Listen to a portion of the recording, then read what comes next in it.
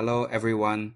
Nowadays, the world watches with bated breath as the United States, the European Union, China, and Russia navigate a complex web of sanctions, tariffs, and strategic negotiations. At the heart of this intricate dance are two pivotal developments: the European Union's contemplation of stricter measures against China, and the ongoing, high-stakes trade talks between Washington and Beijing in Madrid. These aren't isolated incidents. They are threads in a larger tapestry, weaving a narrative of a new global order in the making. The decisions made in the coming weeks and months will not only dictate the future of global commerce, but also the very balance of power on the international stage. Join us as we unpack the layers of these critical events, exploring their origins, their immediate impacts, and their far-reaching consequences for nations and economies worldwide. The United States, under the Trump administration, has been unequivocal in its strategy to isolate Russia economically, particularly in the wake of the ongoing conflict in Ukraine. A cornerstone of this strategy involves pressuring its key allies within the G7 and the European Union to adopt a more stringent stance against nations that continue to purchase Russian oil. U.S. Treasury Secretary Scott Bessent has been a vocal proponent of this approach, urging these powerful economic blocs to impose tariffs on countries like China and India. The rationale is clear: to choke off the revenue streams that fuel Russia's war machine, thereby increasing economic pressure to bring Moscow to the negotiating table. This isn't merely rhetoric. Washington has already demonstrated its resolve by implementing an additional 25% tariff on imports from India. This move, designed to discourage New Delhi's acquisition of discounted Russian crude oil, has effectively raised the total punitive duties on Indian goods to a staggering 50%. It is a stark reminder of the economic leverage the U.S. is willing to employ to enforce its foreign policy objectives. However, a notable asymmetry exists in this strategy. While India faces significant economic penalties, the Trump administration has, for now, refrained from imposing similar additional tariffs on Chinese imports, despite Beijing's continued purchases of Russian oil. This delicate balancing act underscores the intricate and often contradictory nature of international diplomacy, where a fragile trade truce with China appears to take precedence over immediate punitive measures related to Russian energy. This selective application of pressure highlights the complex web of economic interdependencies and strategic considerations that define global power dynamics. The U.S. seeks to build a united front against Russia, but the methods employed must carefully navigate existing trade relationships and geopolitical priorities, especially with an economic giant like China. The question remains: how long can this nuanced approach be maintained before the pressure on China escalates, or before allies like the EU demand a more consistent application of U.S. policy? Across the Atlantic, the European Union finds itself in an equally precarious position, attempting to balance its commitment to democratic values and international law with its significant economic ties to China. European Commission President Ursula von der Leyen has signaled a firm resolve to escalate measures against what she termed third countries, a thinly veiled reference to China, without explicitly naming Beijing. The air is thick with speculation that the EU may soon align with the United States in imposing substantial tariffs and secondary sanctions on China, primarily in response to its continued procurement of Russian energy. Von der Leyen's rhetoric has been unambiguous: a call for more pressure on Russia and more sanctions to hasten an end to the conflict in Ukraine. This stance is deeply intertwined with the perceived success of the July trade deal with Washington, which von der Leyen views as crucial in light of China's increasingly close relationship with Russia. She has painted a stark picture, warning European leaders against the catastrophic repercussions of a full-fledged trade war with the U.S. while simultaneously highlighting the shifting global power dynamics.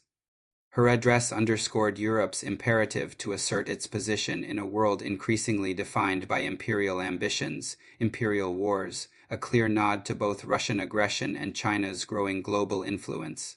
Beyond the immediate geopolitical concerns, von der Leyen also touched upon Europe's economic sovereignty.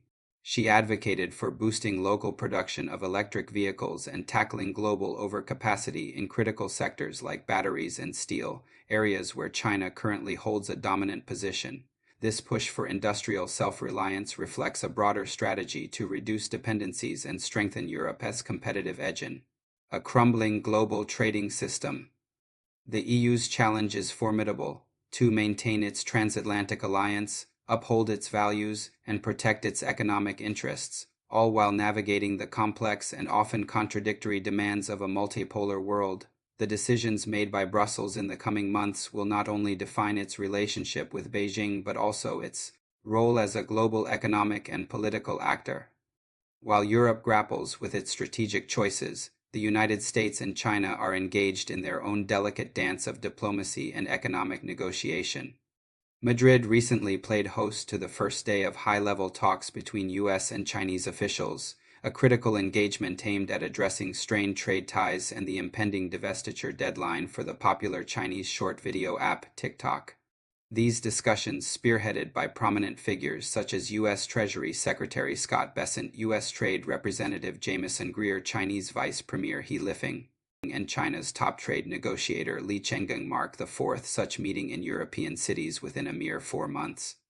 The overarching objective is clear: to prevent a complete breakdown of the U.S.-China trade relationship, which has been under considerable strain due to tariffs imposed by the Trump administration. A previous round of talks in Stockholm in July yielded a 90-day extension of a trade truce, a temporary reprieve that saw a reduction in retaliatory tariffs and a resumption of rare earth mineral flows. President Trump has since approved the extension of current U.S. tariff rates on Chinese goods, which stand at approximately 55% until November 10th. However, despite these ongoing negotiations, a significant breakthrough in the Madrid talks is widely considered unlikely. Instead, observers anticipate another extension of the September 17th deadline for TikTok's Chinese owner, ByteDance, to divest its U.S. operations. The public inclusion of TikTok's future on the agenda provides the Trump administration with political cover for yet another extension, deferring a potentially contentious decision. Experts suggest that any truly substantial deliverables, such as a final resolution on TikTok or significant concessions on export controls, might be strategically reserved for a potential face-to-face meeting between President Trump and Chinese President Xi Jinping later this year, possibly at the APEC summit in Seoul. The agenda for the Madrid talks also encompasses broader economic issues, including U.S. tariffs, concerns over the abuse of export controls, and joint efforts to combat money laundering, particularly in relation to illicit technology shipments to Russia. This complex agenda underscores the multifaceted nature of the U.S.-China relationship, where trade, technology, and geopolitical influence are inextricably linked. The events unfolding in Madrid and the pronouncements from European leaders are not isolated incidents. Rather, they are deeply intertwined threads in a complex tapestry of global affairs. The United States, through its assertive economic diplomacy, is attempting to further isolate Russia, while simultaneously navigating its intricate and often contentious trade relationship with China. This dual approach reveals a strategic calculus aimed at maintaining American primacy while managing the rise of competing powers. The European Union, caught in the delicate balance between its foundational transatlantic alliance and its significant economic dependencies on China, faces a particularly challenging tightrope walk. The prospect of the EU joining the US in imposing sanctions on China for its dealings with Russia could trigger a seismic shift in global trade dynamics and alliances. Such a move would not only redefine the EU-China relationship but also send ripples across the entire international economic system, potentially leading to retaliatory measures and further fragmentation of global supply chains. Beyond the immediate economic pressures, the discussions surrounding TikTok and the abuse of export controls underscore the broader technological and strategic competition that defines the US-China rivalry. Control over critical technologies, data, and digital infrastructure has become a new battleground, with implications for national security, economic competitiveness, and global influence.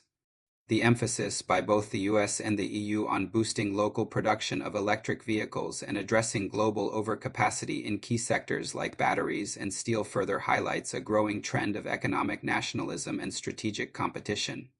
This is a direct response to China's dominant position in these emerging industries, as nations seek to reduce their vulnerabilities and secure their own technological futures. This period is characterized by a delicate balance of economic pressure, diplomatic negotiations, and strategic competition.